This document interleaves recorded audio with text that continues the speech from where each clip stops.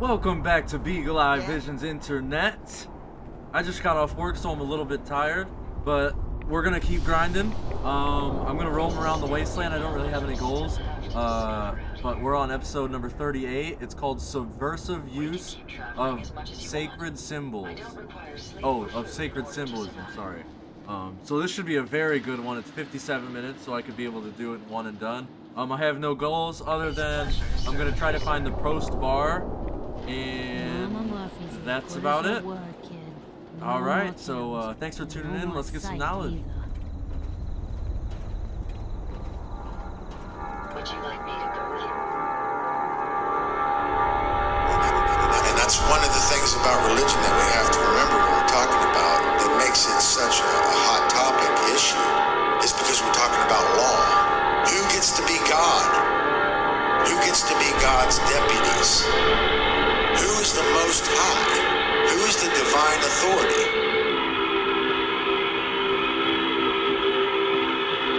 It's all about the claim to the Most High. The only way that somebody can be higher than us is if we give away our power. Because there's nobody, we're all equal. But we're not equal in our knowledge, so ultimately I think it does have to be a hierarchy, but it has to be a cooperative hierarchy like a bee colony. It's about what our value system is, what we care about.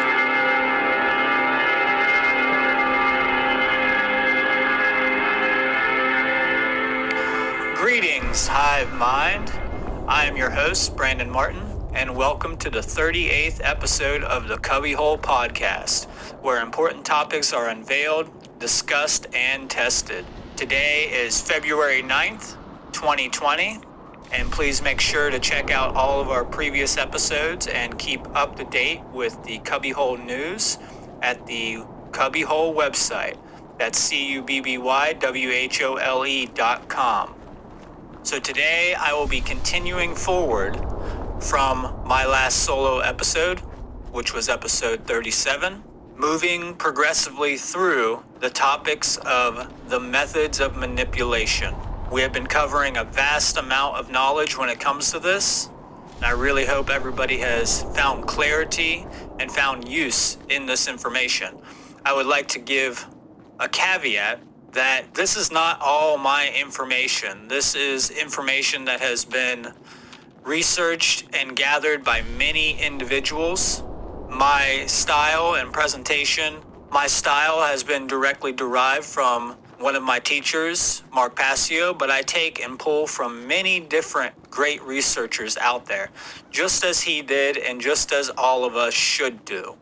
There is nothing wrong with using the tools to our advantage, and anybody who is truly a truth seeker and speaker should understand that we are all here to build with each other, and there's no way to escape talking about topics that other people have talked about. It is true that my style is very similar to his, and that is because I have found great value in his approach. I think it is one of the best ways to strategically approach initiating people into these topics. So you will find similarities between all of our work and the What on Earth is Happening community. With that being said, we have just finished with astrotheology under the category of religion. Now, I would personally like to spend a few more weeks going over astrotheology, and I will be opening that topic up in the future in more depth.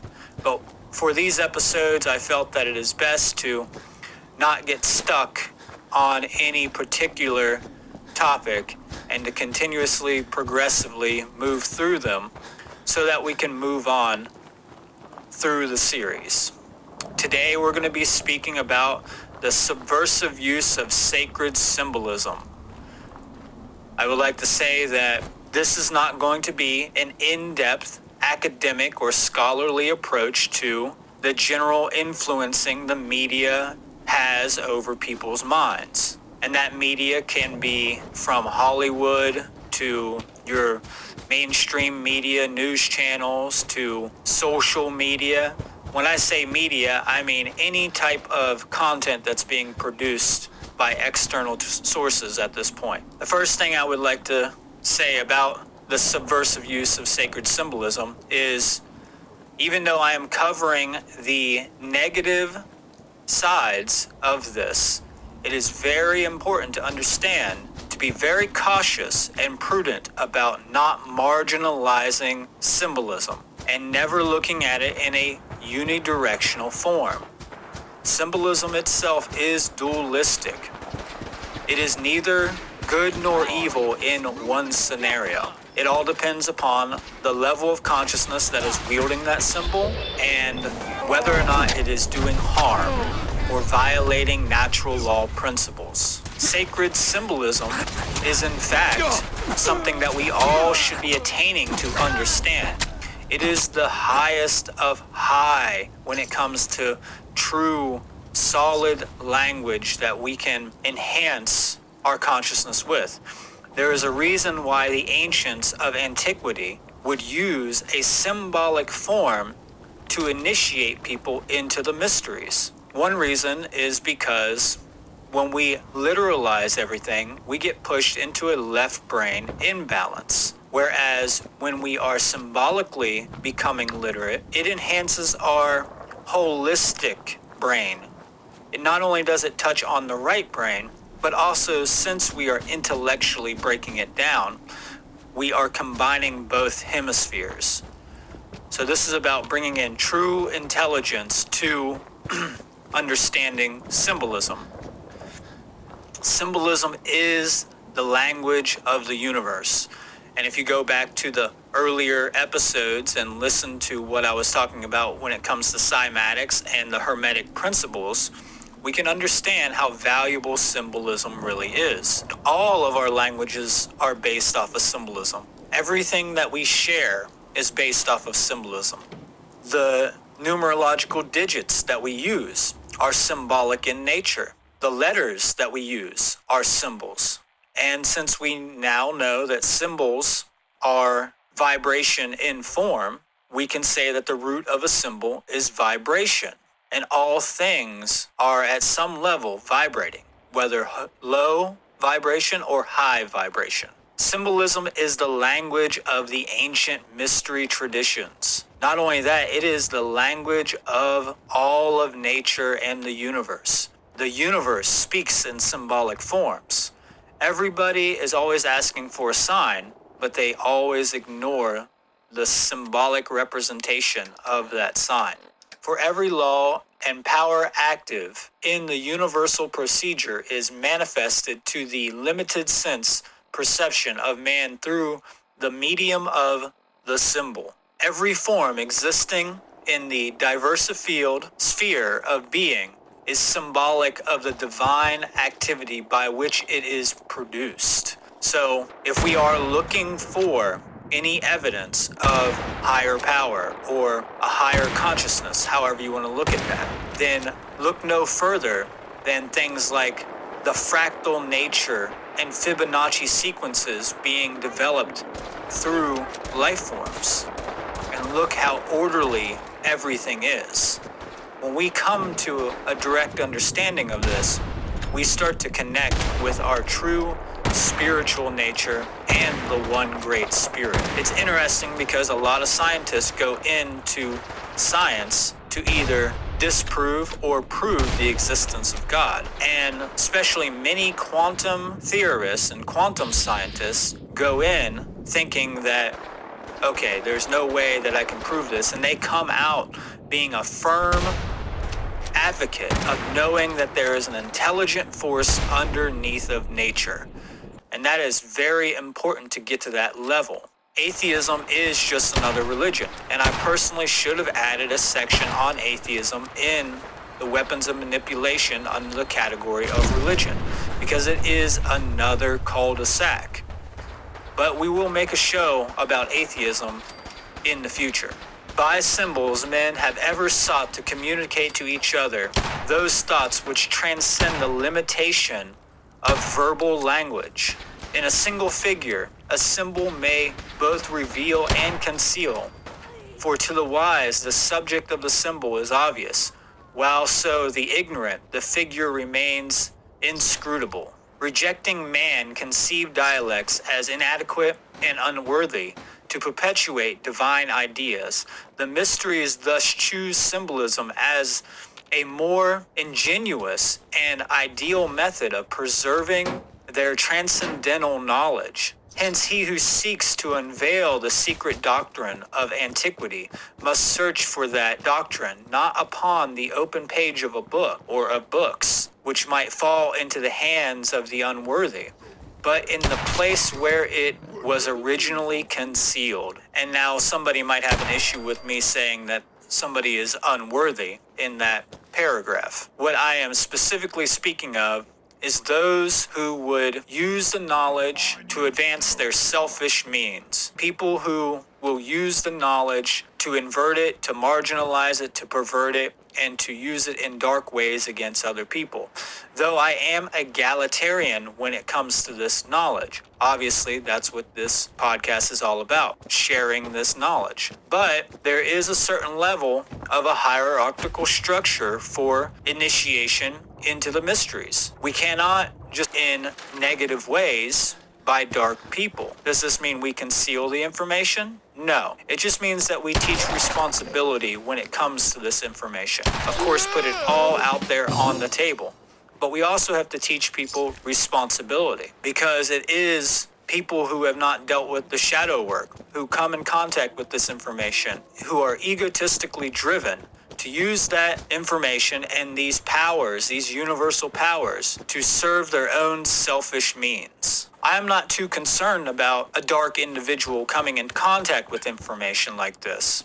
I think everybody should have access to all of this information. But I am concerned about whether or not we as light workers are teaching people true responsibility when it comes to it. One of the issues with the fall of the mystery traditions in the past was because a mob demanded for those secrets from the earlier light secret societies, the ones who were keeping it to preserve it for posterity and progeny, without ever learning how to handle the mysteries. Thus, now we have fragmented pieces of the mysteries that we have to bring back together because of this lack of real responsibility. It is only due to select few who actually held the mysteries intact that brought it down to us into our modern age. I shouldn't say select few because they weren't selected, but the people who took it upon themselves, who actually cared enough to preserve that information in its purest form. And that's what we're trying to really do here at the CubbyWhole, is bring all this information back together. It is a puzzle.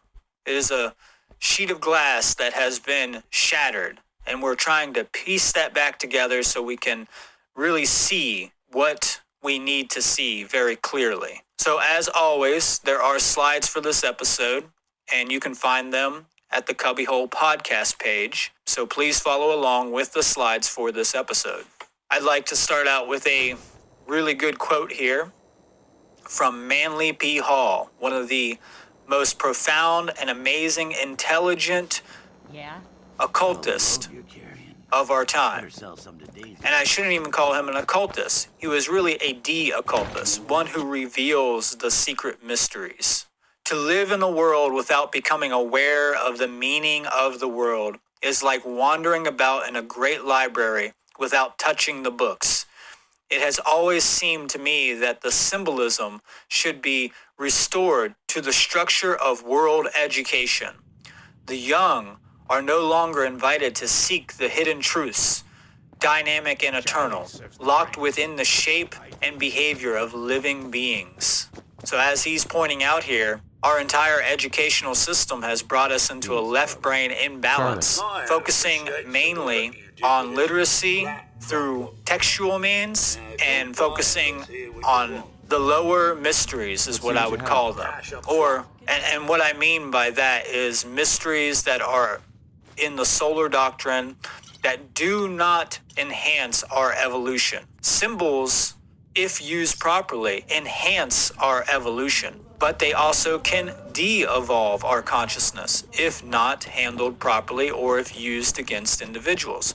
We know through things like MK Ultra, we can use repetitive types of symbolic means under certain strict scenarios to influence people who are weak-minded or are in a vulnerable mental state. Thus, sometimes they put them in a vulnerable mental state to make sure that the programming is more well received to the consciousness, and to make sure that the program is inscribed in the brain and in the neural pathways. It's very interesting because our brain itself does not preserve the information in a lingual fashion. It preserves it in pictograms and images. So our brain itself is a symbolic mechanism, a symbolic interpreting mechanism. It only preserves information in symbolic forms. Everything else is derived from those symbolic forms. It is very interesting when people start to talk negatively against symbolism, especially left brain eggheads, right? Because they fail to even recognize that while they are talking down against symbolists or symbolism, they not only are using symbols to communicate that, because their words are symbols as well, just a lesser form of the pure form symbols. They are using symbols to communicate that to whoever, but they also use symbols in things like mathematics to understand complex equations. They themselves, at some level, are symbolists, but our educational system doesn't teach us about the innate essence of what symbols actually are. All symbols have within them a remaining symbolness or essence that does not change, even though the outer shell of that form may change. So one could say that the outer shell of the symbol may alter, but its root essence stays the same throughout all eternity.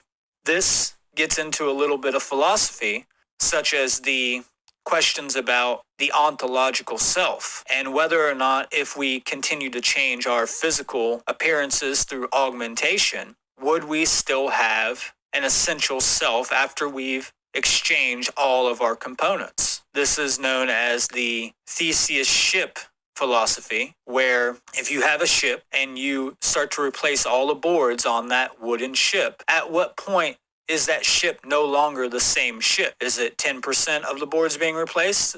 Would it still be considered to be the same ship? Or is it 100%? Or is there a shipness that continues to remain there, an innate property of that ship, that no matter how many boards you change, it will always have that remaining essence to it? And this is a metaphysical concept because it gets into whether or not we have a soul or something that remains beyond the physical. And I say yes, there is always a sharedness between all things that have a innate essence, that no matter if you continue to change the outward appearance, the root causal cause of that thing remains the same. To give further context about the nature of symbolism, Manly P. Hall states, "The nature about us uses the language of symbolism. For the unfoldment of the potential of all its creations, the mysteries of life do not explain themselves or issue any dogmatic statements about their ways or workings." So to fully grasp subversive symbolism, we must first understand archetypal language, or what I have termed archetype semiotics. Semiotics is simply the study of symbolism. So on the next slide, I have 5 basic archetype symbols with their meanings below them. But what is an archetype? Well, an archetype is an original pattern or model from which all things of the same kind are copied or on which they are based. It is a model or first form, or we could also call it a prototype. These are archaic remnants or primordial images which have been constantly criticized by people who lack the sufficient knowledge of psychology, anthropology, and mythology. One part of the confusion is that the form that the archetype represents can greatly vary in detail without losing its base essence and underlying meaning. What I mean by that is, Even though the outer form may change or vary in degrees and details, the underlying essence of that symbol remains intact. It will eternally be carried down through history and existence. So let's take a look at these basic archetypal forms. A circle can be associated to eternity, wholeness, perfection, fluidity, completeness, divinity. It also can be associated to things like a womb or feminine characteristics, so it is a feminine symbol because of its curves. And remember, this is just the basics of how much knowledge is preserved in these symbols. So one thing I can mention here is that the simpler the symbol, the more knowledge that can be stored within it. So you might find a whole library's worth of knowledge in a very simple, rudimentary symbol. As those simple symbols are layered with each other, or connected with each other and used together, then you can really start to see how much knowledge is put into something like a sigil. So a square, it represents stability, rigidity, grounded, imperfect, base, earthly.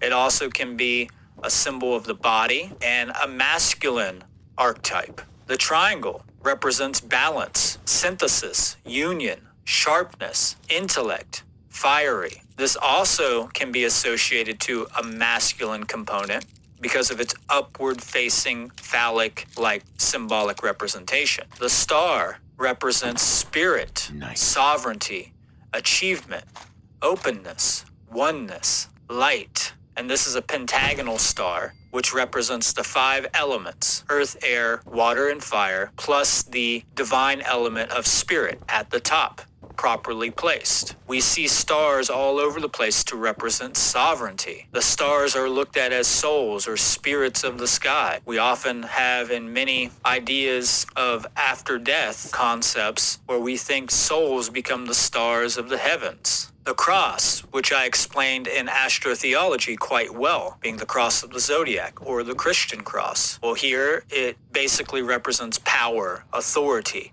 strength, focus, and will. Just think about it. We have cross arrows that we use to focus with, to find our target, the pinpoint between the 2 lines. So this is the basics of the archetypal language. And as you start to dig further and deeper into the understanding of symbolism, and as you bring more knowledge back to the symbol, it will unveil more to you.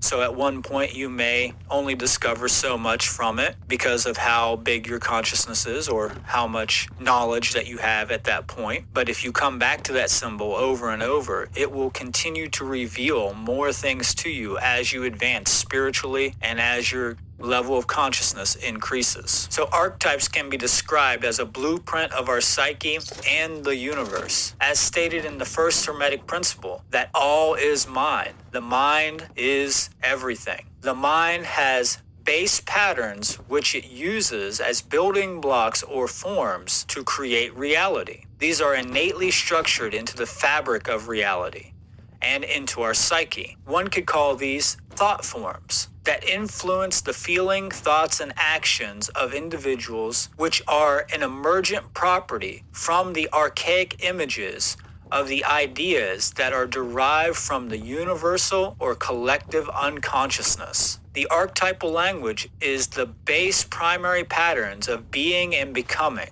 that have their roots in the first forms of involution and evolution residing at the very edge of formlessness itself. This is why it's so difficult for people to understand archetypes, and I would recommend studying Jungian psychology to really get a deep grip over what archetypal images are. But dealing with symbols, you're dealing with the right brain aspect, and they are very abstract concepts, and you have to have a high level of correlative thinking, which I'm about to explain. So it's kind of like floating in space where you have no tether or have nothing to anchor you to when you start to deal with these types of abstract concepts. This is why you must bring in the left brain to unify this and to tether yourself to a groundedness so that you can start to intellectually discover what these symbols actually mean. It is very important to have correlative thinking. So on the next slide, it's called correlative thinking. And to really get a full understanding of symbols, we have to have symbolic literacy. Symbolic literacy is one of the most important processes on the journey to self-awareness. The development of correlative thinking is a requirement for the study and understanding of symbolism. Unfortunately, this is one of the most lacking aspects of people's psyches in the modern world. Because of our modern education, we are pushed into a left brain mentality and rigid skepticism against any type of symbolic understanding. So for example here, if I establish that book equals 20, and then I lay out the equation, dog plus cloud equals 50, and dog equals book, then what does cloud equal? Well, it's very easy to see that through correlative thinking and deductive processes, we can see that since book equals 20 and dog is the equivalent of book, then cloud must equal 30 to get to the end result of 50. The majority of people would not be able to provide the answer for the value of the cloud or even explain why it is so. The widespread absence of symbolic literacy and correlative thinking has left people defenseless against those who have the knowledge of symbols and archetypes. It has made it dramatically easier for the dark occultists to manipulate people's behavior through subconscious programming. In Exodus 24, "Thou shalt not make unto thee any graven image or any likeness of anything that is in heaven above, or that is in the earth below, or that is in the water underneath the earth."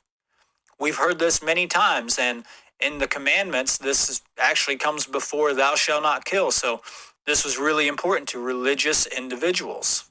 But yet, what do we find all over the world? We find these images everywhere, these motifs, not only of heaven, but also of hell. We find them in every cathedral. We find them in books all over the place. Bit of hypocrisy there, I would say. But what this really was about was making sure that people did not learn the language of the mysteries. That's what this idea is intended for. It is dark sorcery to make sure that people fear putting symbolic representations on their knowledge. It is a limitation of art and creativity. It is a limitation over the sacred mysteries. It is literally a binding idea that thwarts the ability to evolve consciousness. This is some of the dark religious aspects that we have running amok in the world and has been running amok for many, many centuries. When it comes to subversive use of symbolism, we can look no further than things like propaganda. Propaganda is a great way to influence people into certain behaviors or certain mindsets so that they behave in certain ways by repetitively programming their subconscious mind. And look around us today, it is everywhere. We are completely saturated and flooded with propaganda every single day. From your average TV commercials to all of the corporate signs that we see throughout the world. Look no further than the Nazi minister of propaganda, Joseph Goebbels, to understand this. He says, "This is the secret of propaganda. Those who are to be persuaded by it should be completely immersed in the ideas of the propaganda without ever noticing that they are being immersed in it." So it is about being secretive and covert to get people to normalize the propaganda. And I would say that they have done an amazing job at this. And if we look to Edward Bernays, the author of Propaganda, the book, he says, if we understand the mechanisms and motives of the group mind, it is now possible to control and regiment the masses according to our will without their knowing it in almost every act of our daily lives, whether it is the sphere of politics or business, in our social conduct or our ethical thinking.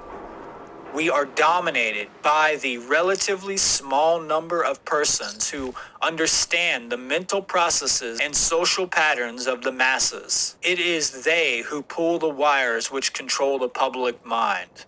This is the dark cabal that has been running our world for centuries. They understand human psychology at such an advanced level compared to your average Joe that you run into at your local convenience store. And because they understand human psychology at this level, they are able to manipulate people because of that power differential in knowledge. That's why everybody needs to study psychology, especially the ancient psychology, because that's what we're really talking about when we're talking about symbols. Our psyche is filled with archetypal symbolism that we must decode. It is only through the symbolic nature that we can raise ourselves into understanding the workings of our psychology. Modern psychology has failed at this, and one reason I believe is because they lack the mystery traditions and the mystery methodologies for understanding the human psyche. Look around everywhere, whether it's at your local store, on your television, on your cell phone. You will find subversive use of the sacred symbols of the ancient world being intentionally manipulated to propagandize certain products so that people may profit upon your ignorance or upon our ignorance of these sacred symbols and the way that they have an effect on our psyche. Corporations know this all too well, and you can be trained in this type of manipulation in college. It's called advertisement. Everybody thinks it's a normal thing. And yes, at some levels, some forms of advertisement are fine. But when it is used to create more dichotomy between the rich and poor, more inequality between people, rather than uplifting their spiritual nature, then it is what I would call a perverted use of the sacred symbolism, or subversive use, to subvert the intentional and uplifting use of these symbols. There's a great book by Joel Bakken, who wrote the book The Corporation, The Pathological Pursuit of Profit and Power. And if you're following along with the slides, there is a slide for each of these quotes and some of the things that I'm mentioning. He says human psychopaths are notorious for their ability to use charm as a mask to hide their dangerously self-obsessed personalities. For corporations, social responsibility may play the same role. Through it, they can present themselves as compassionate and concerned about others, when in fact, they lack the ability to care about anyone or anything but themselves. Their ultimate purpose is self-preservation. It is not about the little man. It is not about raising up the little man into a higher state of consciousness. So what he's saying here is that the way corporations are being used today is in itself psychopathic, because it is being completely directed by these psychopathic individuals, which their only purpose is self-preservation and profit.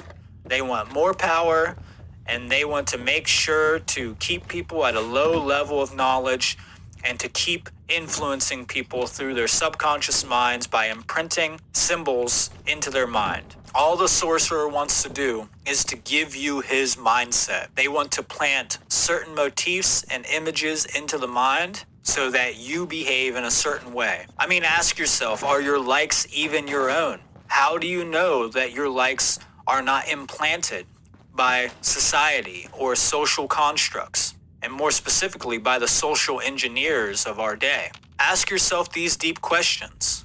Where do my likes come from? Do I really like them, or was I conditioned into liking them? You will find more often than not, a lot of the music that you like, a lot of the TV shows that we like and watch have been planted there. I cannot think of a better example to give than the Betty Crocker incident for subversive symbolism. During the early 50s, Edward Bernays, the nephew of Sigmund Freud, influenced the propaganda campaigns with a perverted form of Freud's psychoanalytic ideas. The CIA noticed the great benefits of social conditioning and adapted this approach for the purpose of mass control over the population.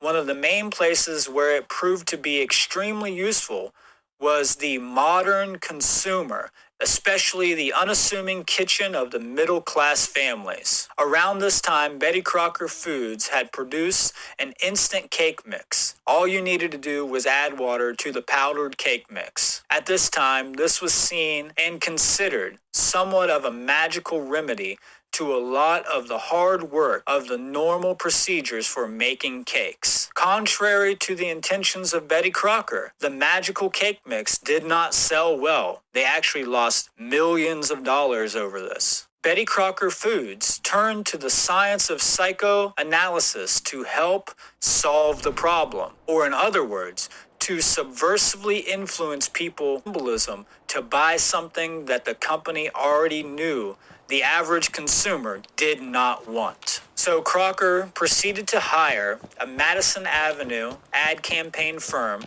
to investigate through psychoanalysis the underlying issue, quote unquote issue, with why their mix was not selling, specifically directing the psychoanalysis at the modern housewives, knowing that they are the biggest consumers of most kitchen products. The final conclusion of the study was that even though the modern housewife was intrigued and at some level appreciated the convenience of the cake mix, they deeply felt guilty about deceiving their loved ones into thinking they had worked hard to produce the cake, considering that they had done very little work and put in little effort of herself and her own love into the procedure of the cake. So what I'm saying here is that they felt like they weren't contributing. They felt like it was an easy way out, and this was subconsciously as well. They didn't feel like they were actually providing the hard work and putting in the love to earn that respect from their family. Betty Crocker was given an answer by the psychologist that they had hired, which was quite simple. They informed Betty Crocker that all they needed to do to fix the problem was for them to add 3 words onto the instructions of the cake box. And you know what those 3 words were? Add 1 egg. One may be wondering why this was the answer given by the psychologist. It is because of its archetypal meaning and how it associates to the properties and aspects of our mind and our behaviors. The egg has been one of the most important ancient archetypal symbols. It directly invokes aspects of our subconscious that correspond to life, birth, creation, making the entire process of making the cake more meaningful in the common housewife's mind. In this way, the housewife would be giving life to her husband and family by proxy. So, since they provide the egg in the birthing process, this is subconsciously and symbolically associating this birthing process and contribution to creation into the kitchen and into the production of the food in the kitchen. It's a nurturing principle. The result of changing the recipe in the market offered a subconscious influencing over the housewife's mind to give them a way out. Now they thought they were doing more than just adding water. By adding an egg, they had associated the idea of life-giving and the creative properties and capabilities into the mix, which could relinquish the guilt felt by the housewife. To say the least, after this point, the sales of Betty Crocker's unwanted cake mix soared. And you wonder why. This is how subversive advertisement works, people. So keep this in mind as we go further with some of the correlations that I will be bringing up when it comes to the symbolism. And keep this in mind in your everyday shopping. So now we're on the slide of solar symbolism. So I'm going to give the meaning of these symbols, these archetypal forms.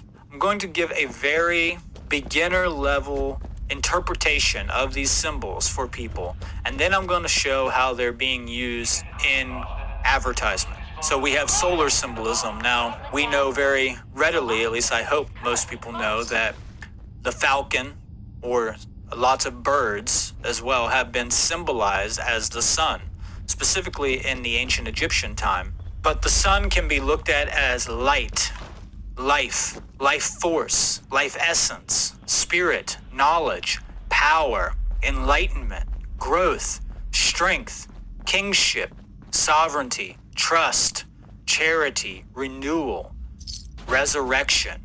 This is all because of a thing that I call grounds of likeness. This is being corresponded to the likeness and the properties of the sun and our symbolic correlation to things such as resurrection, because the sun is seemingly resurrected every day in the morning in the east. It is symbolic of light because it brings in light, obviously. So it's symbolic based upon its pragmatic functions. It's symbolic of life because it is seen as the life giver to all the plants here, and that we wouldn't have life without the sun. So it's also about the life force or life essence. So we could call it symbolism of the soul as well, the spirit. It's about knowledge because it's about becoming conscious or aware. It's about power because it has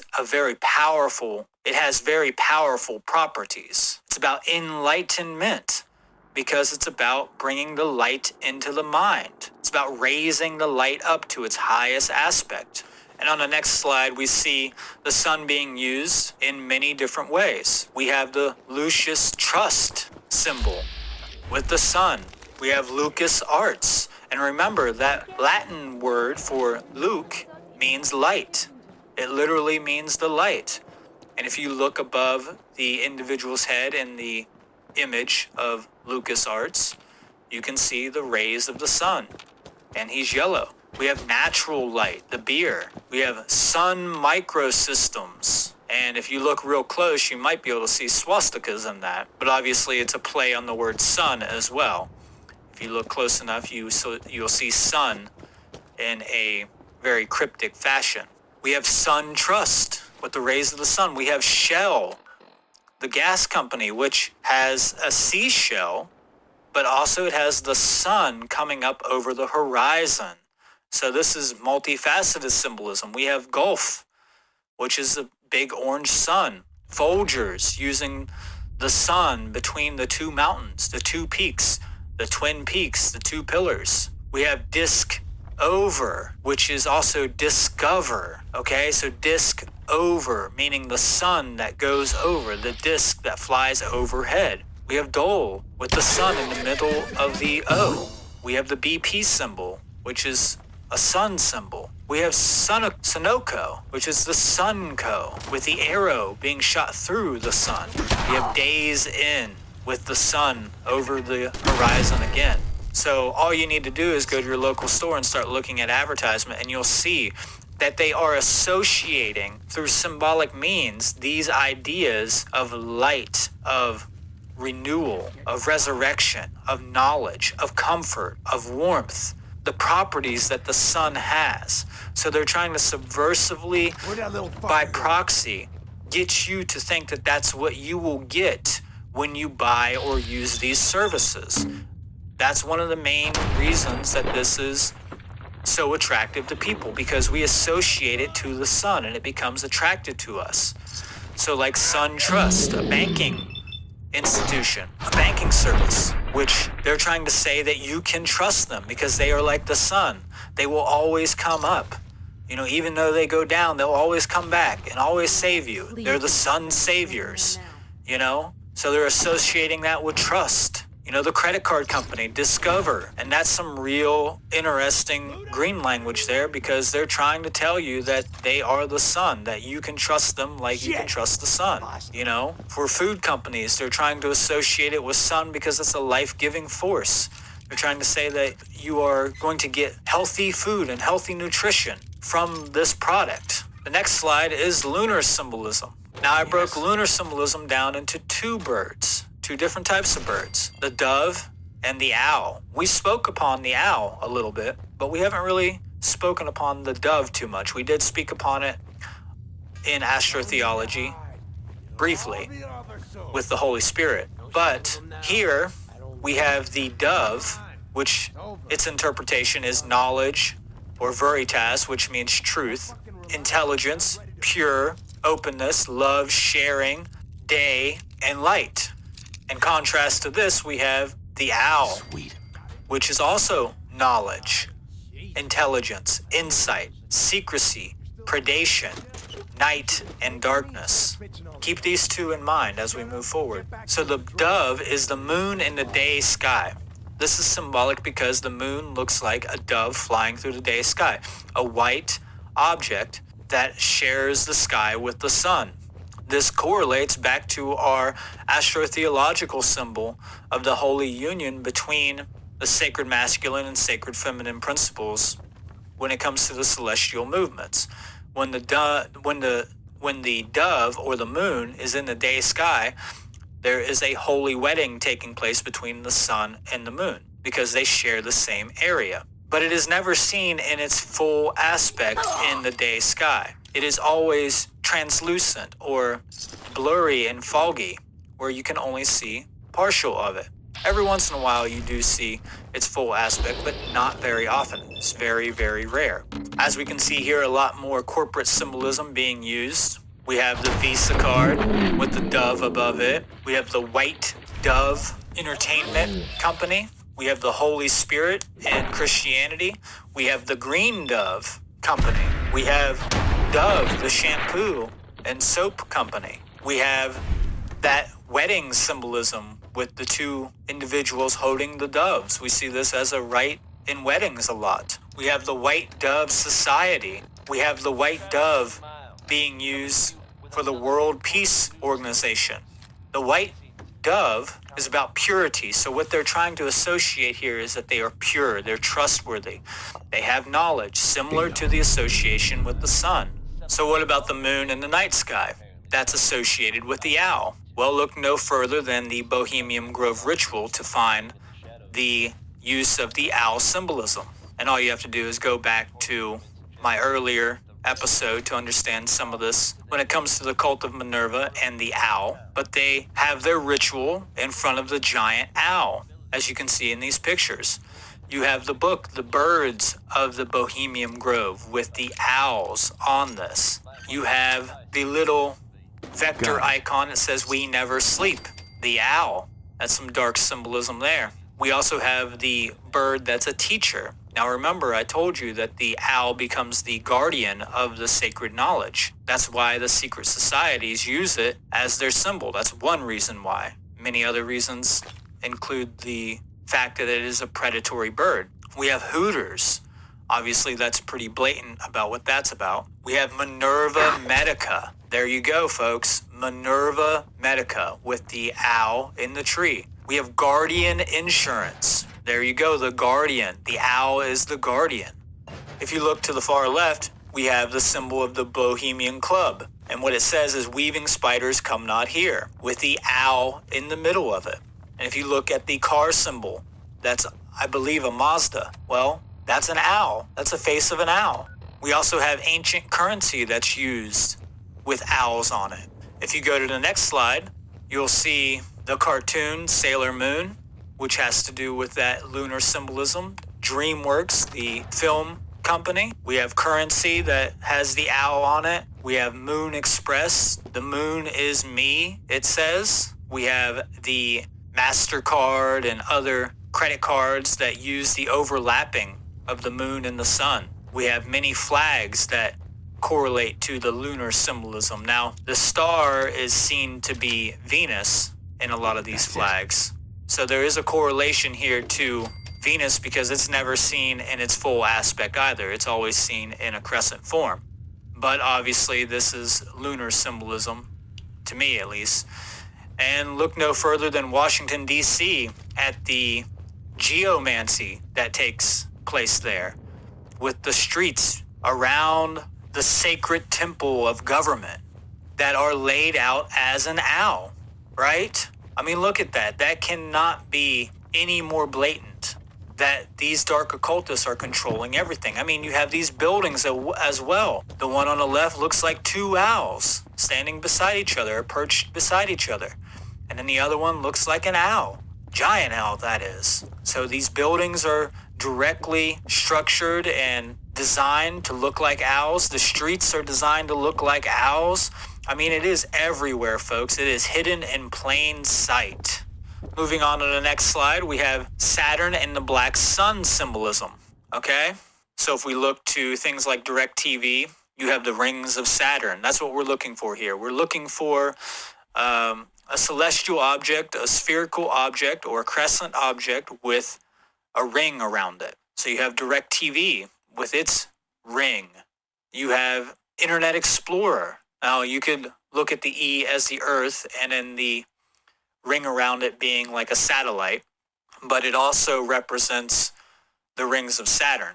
We have Nissan, the car company. Now, when it comes to vehicles, a lot of vehicles are correlated with celestial objects. This is because of their association with movement. So if you just look at a lot of the names of vehicles, you'll find that they are correlated to astrotheological concepts. You have the Nike check, which is the rings of Saturn. You have Burger King, which is the rings of Saturn. You have the car Saturn. You have Sega Saturn. You have AAA. You have Boeing. This is all about associating these things to these celestial objects and their properties and these psychological traits that come from them. And what happens when we are being influenced by these celestial objects or being influenced by these symbols.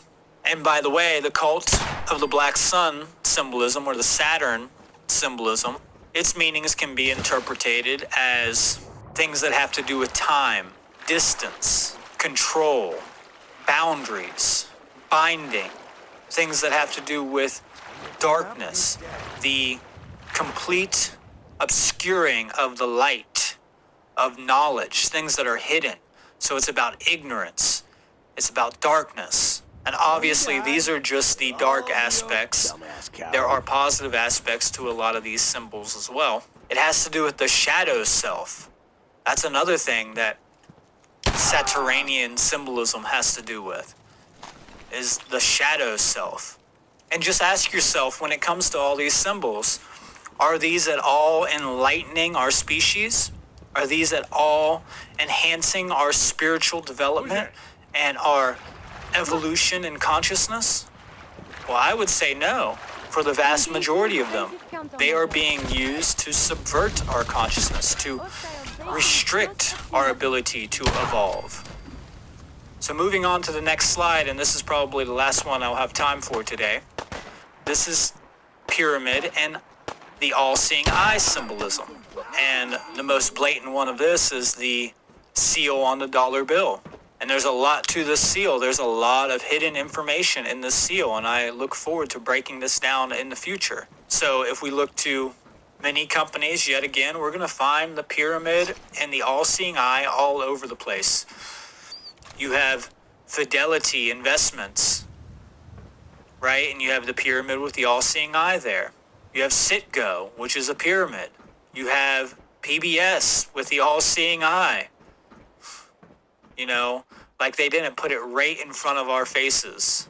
You have the British Intelligence Service, the MI5, or now the MI6, with the royal crown in the middle of a pyramid.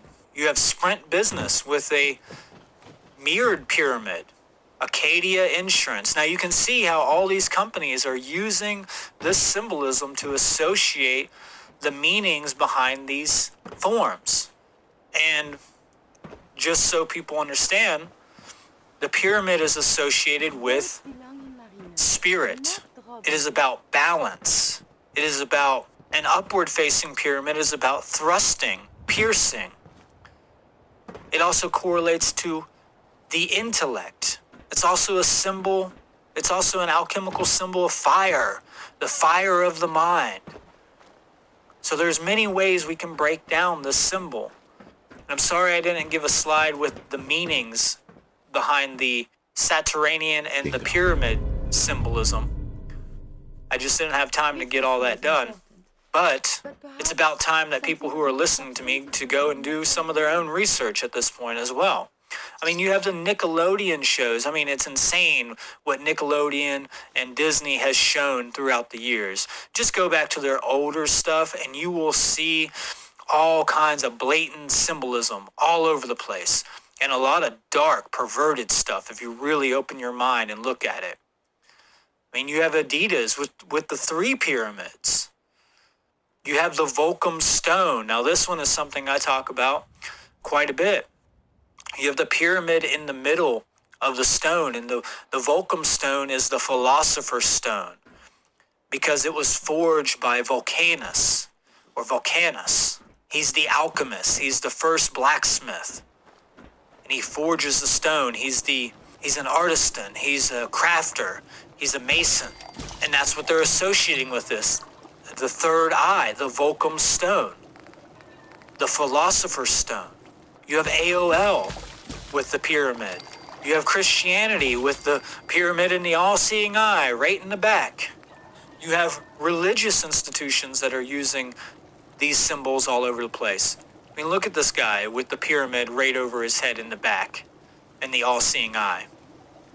You have the glasses company, Electric, with the eye in the middle of the pyramid that has the electric sign, which is Kabbalistic, the middle path. It also has to do with El, God. You have the graphics card company, Nvidia, with the all-seeing eye being used.